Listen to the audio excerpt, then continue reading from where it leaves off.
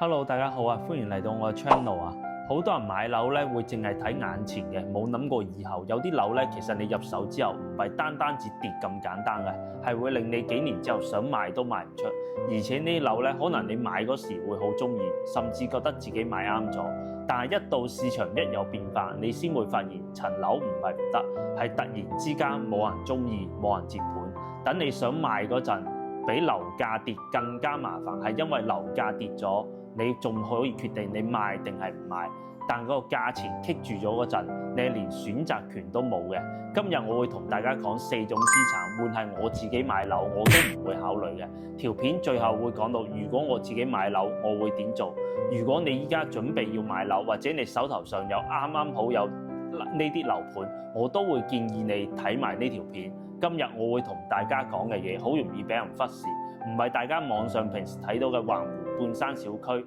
商場上蓋等。首先我自己唔會買嘅第一類產品就係供給量大、同質化嚴重嘅大型社區。講到呢度，好多人可能都會認為大社區好啊，又夠安全，戶數又多，設施又齊全，管理又相對系統化。但係你試諗下喎，咁大個小區一次性成1000戶人收樓，加上之前幾期可能講緊一個小區有幾千戶人，樓市好嗰陣100間放盤賣10間8間，你睇唔出有咩問題。但係依家咁嘅行情，100層樓落邊可能已經有30-50間喺度掛緊盤都未賣出去嘅，嗰陣時你就會知道二手樓有幾捲啦。我同你計條數，你就知㗎啦。成個小區假如有2000戶人，有1/3係自住嘅，1/3係空置嘅，有1/3係投資入場嘅，即係話呢個小區裏邊早期可能有600-700戶係投資入場嘅，一到收樓嗰陣，呢批早期嘅投資客肯定會有200-300套同時放盤嘅。呢個時候大家戶型差唔多，樓層差唔多，面積差唔多，甚至連裝修都係一模一樣。啲睇二手樓嘅人就肯定會問一個問題，就係呢個小區邊間最平啊？就算你層樓當時係樓王，入手嗰陣有幾貴幾好，只要有人先降價，你一定會俾人拖住入局，個價係根本企都企唔住嘅。樓市差嗰陣，你唔係同1-2個業主喺度鬥，你係同成個小區喺度鬥邊個賣得比較平。我有個業主係幾年前買咗三鄉嘅某個小區，一條路裏邊唔到1公里，塞滿咗幾千戶人。咁買嗰陣覺得呢度小區又夠新，環境又夠好，將來發展嘅配套啦，肯定係會越嚟越好嘅。當時個 agent 都有同佢講，喺呢度附近有4000戶人啊，將來住滿嗰陣商業同埋周邊配套一定係會越嚟越完善嘅。結果到咗收完樓2年之後啦，佢依家想換樓，想換翻近關口少少嘅，但係未等到個商場入住，先發現原來成個小區4000戶，個戶型都係差唔多嘅。佢過嚟同我講：阿康，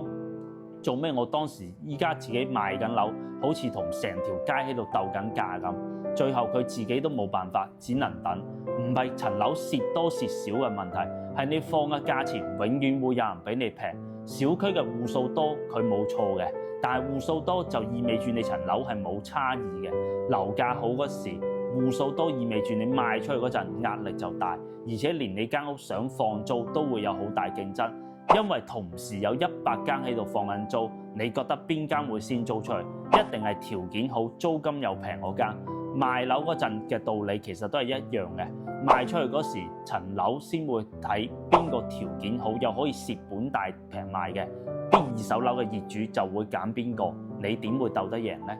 第二種我唔會買嘅樓就係老舊嘅大戶型二手樓，呢個觀點可能好多人都唔認同嘅，因為啲人好多人都會覺得個客廳又夠大，餐廳又夠大，招呼朋友都好睇啲啊，住起身又舒服。但我想講嘅係，層樓大面積當然冇錯啦，問題係市場嘅主流已經變咗啦。依家嘅環境係好多人1家2口、1家3口為主，離婚率高，出生率低。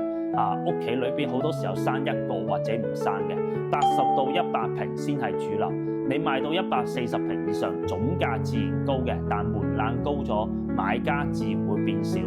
市場好嗰陣，大家都夠膽一步到位，但係環境一變差，大家都好謹慎嘅。我傾過一個揾我放盤嘅客，10年前佢買咗珠海某個舊小區嘅170平嘅大平層，當時裝修都已經係用咗300萬㗎啦。當年覺得所有嘢都係要最高規格嘅，諗住一步到位，以後都唔使煩。結果依家想換樓啦，我帶咗幾批客上去睇嘅，基本上都嫌棄嘅。有個客喺度問話，咁你個裝修咁 old school， 如果全部拆晒又重新裝，都使唔少錢喎。仲有個客都會話喺呢個價錢，依家買新樓都得啦，都有好多選擇啦。最終層樓都係放咗盤嘅。但係最終嘅成交價係比同小區嘅細面積仲要平嘅。其實10年前佢冇揀錯嘅，只係冇諗到市場嘅主流變咗，買大平層唔係問題，問題都唔喺層樓本身，而係依家二手接盤嘅人越嚟越少啦。行情差嗰陣，第一個人會俾淘汰嘅，永遠都係唔係細面積，係總價高嘅，因為買家都會考慮。呢筆錢我可以買2間細嘅喎，或者話點解我唔買股票、基金、債券投資到其他地方，要去揀呢個大平層呢？第3種我唔會買嘅產品就係啲新城區嘅商鋪嘅，呢個應該你都聽過唔少人建議你唔好買㗎啦，因為呢啲區雖然聽落好有前景、有規劃又有配套，啲樓盤一個一個咁樣起，但係呢啲區最大嘅問題唔係規劃有幾好，而係時間等唔等得起。或者話等唔等得到，有啲新區嘅商鋪業主覺得，以後收樓啦，啲人入住晒，鋪租或者價錢都非常之有前景嘅，結果等咗3-5年啦，樓上係有人住晒，而且入住率都唔錯嘅，成條街嘅鋪都好多都係吉嘅，而且好多新起嘅樓宇嘅底層商鋪規劃裏邊好多行業都有限制嘅。租金唔單止冇升過，仲要不斷降租。佢想拎出嚟賣嗰陣時，但係睇鋪嗰陣，啲人見到成條街都係吉嘅，就會喺度諗：你間鋪吉咗幾耐啊？但係當呢啲商鋪冇穩定嘅租金同埋回報嗰時，長遠嚟睇你就知道穩唔穩陣。新城區嘅商鋪最驚嘅唔係冇發展，係發展得慢，驚周邊配套縮水，驚發展幾年之後大概率都係吉嘅。回報率跟唔上嗰陣時，無論你租定係買賣，都好難有人接手嘅。第4類我唔會買嘅產品就係文旅項目嘅，無論公寓、住宅定係別墅，呢幾年好多地方嘅溫泉盤、養老基地，呢啲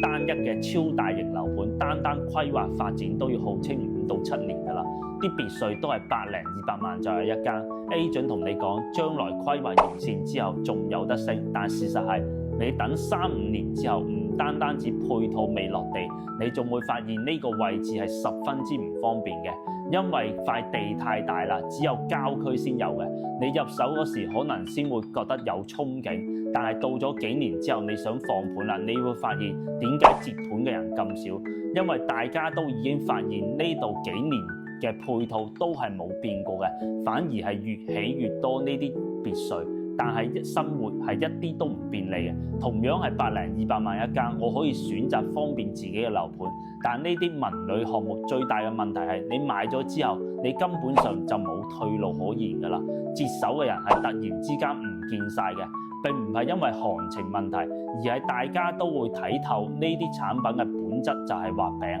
當大家都醒咗嗰陣，買家就會自然變少，接盤嘅人會更加少。我拍呢條片唔係為咗踩呢邊啲樓盤，都唔係為咗去製造恐慌。如果你依家手頭上有我講緊嘅呢類產品，你可以問自己幾個問題嘅：未來3到5年，你嘅人生規劃會唔會有變化？供樓大唔大？生活壓力大唔大？會唔會突然之間要換樓？第二個，依家嘅市場對呢類產品仲係唔係主流？如果你本身諗住長住，資金又充足嘅，咁冇問題，你等得起。但係3-5年之內，如果你嘅生活要有所變動嘅，而且依家嘅行情又係有慢落嚟嘅，與其等到市場逼你做決定，不如你自己揀個好時機。唔係叫你拋售，係提前規劃，係提前做預防。依家呢個市場係最殘酷嘅，唔係樓價跌，而係你冇選擇權啊！